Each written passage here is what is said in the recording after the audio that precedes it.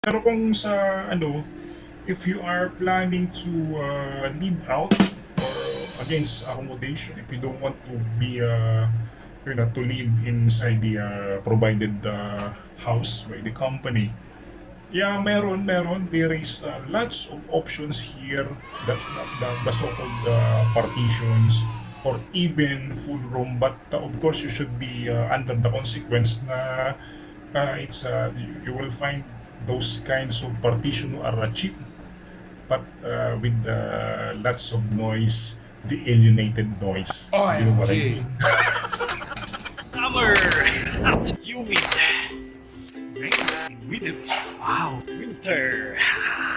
Pasyal tayo sa Middle East. Ay, wah!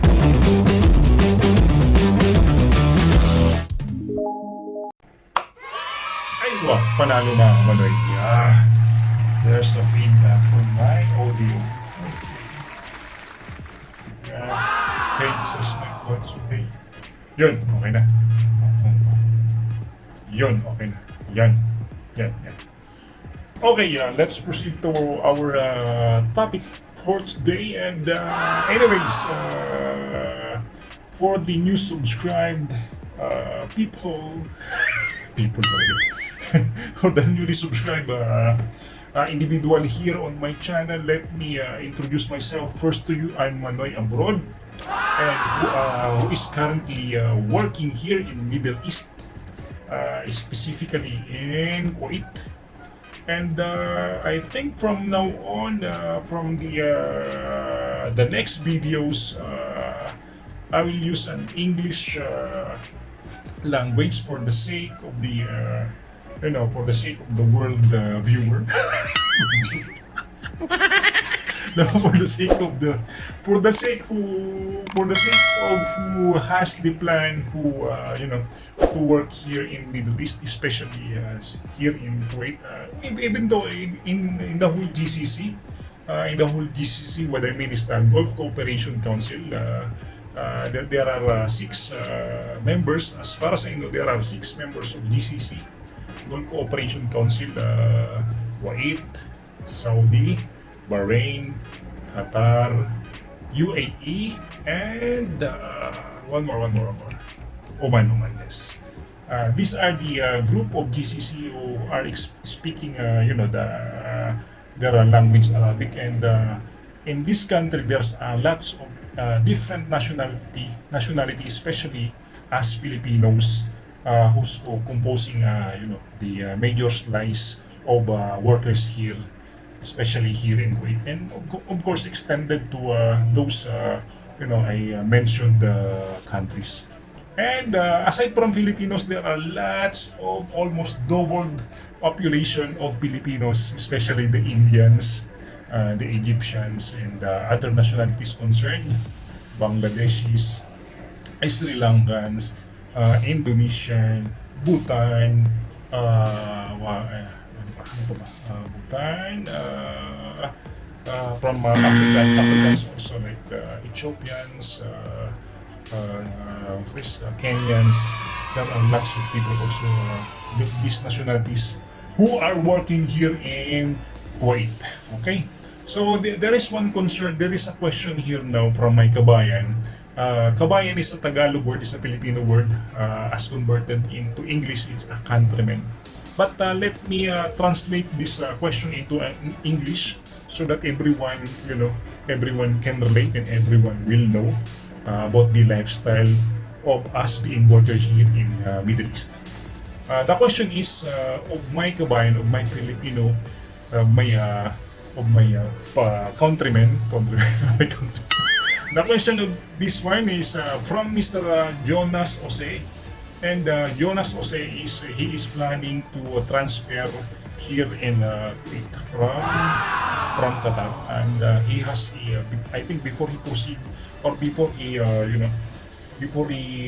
decide, he is soliciting any advice, especially from the worker here in Kuwait. And his question is, Lods, tanong lang, yan bang mga partition na inclusion siya, like free wifi, kuryente at tubig?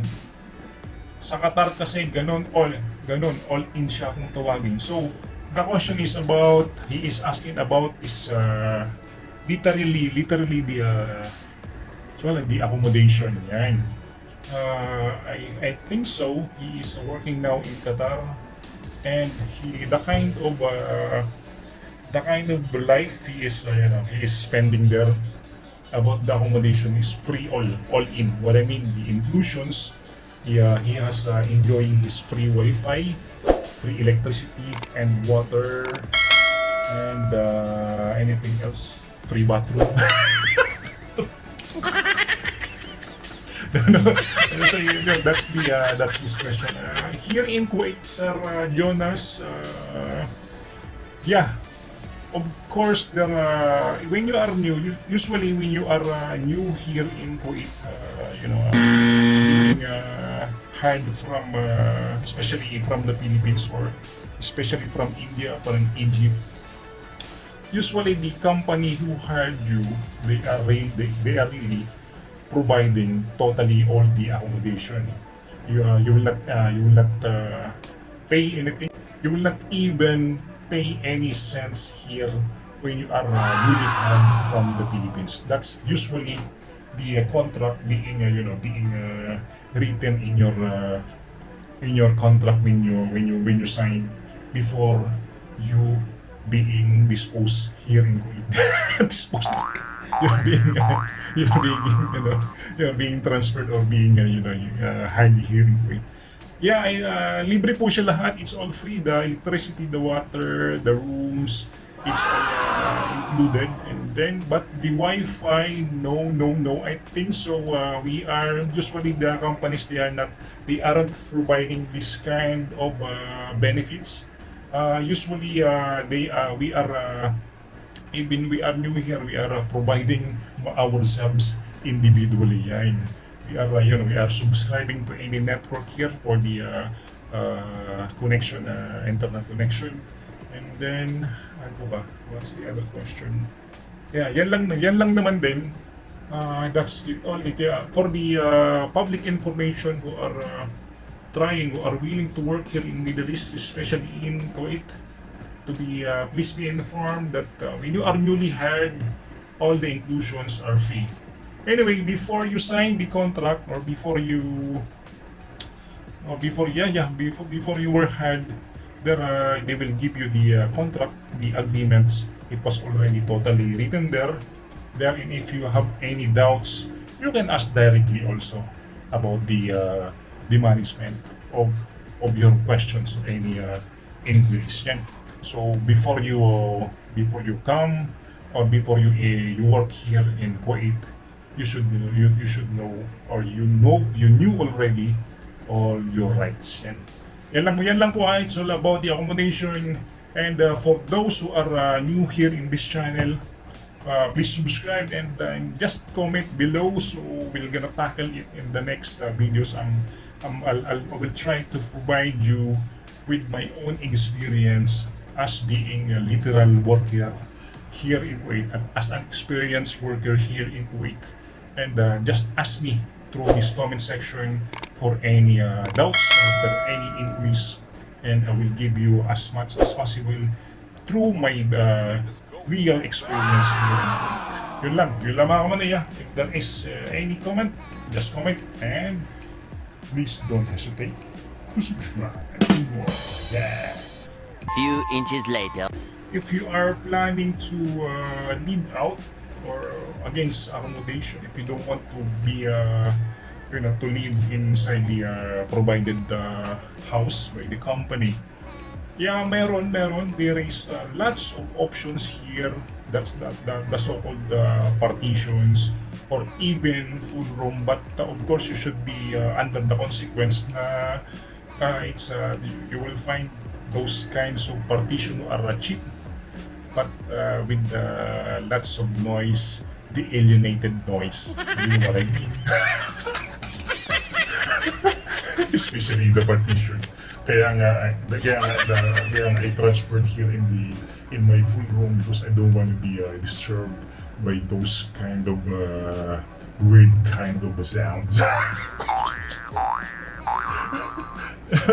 if you want to live in partition, of course, it's kind of cheap. But the rate, about the price, maybe like that estimate usually here in Kuwait City, it's a 60 dinar for the partition. From if you are lucky enough, if you find a 50 dinar, just convert it into pesos or rupee. 50 to 60 dinar the partition, but in a full room here in Kuwait City, it's kind of hard. It's kind of 80 dinar until 120. Just convert it in your this one, in your currency, guys.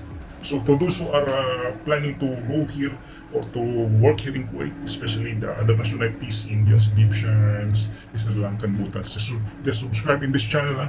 Subscribe in this channel and just comment for any inquiries, so I'm gonna picture you out on the next videos. Okay. If you want to leave out, the company doesn't any have rules with you. OMG! Yun lang. And just you can live happily ever after with your hobbies. Yun lang ako na yan. Yun.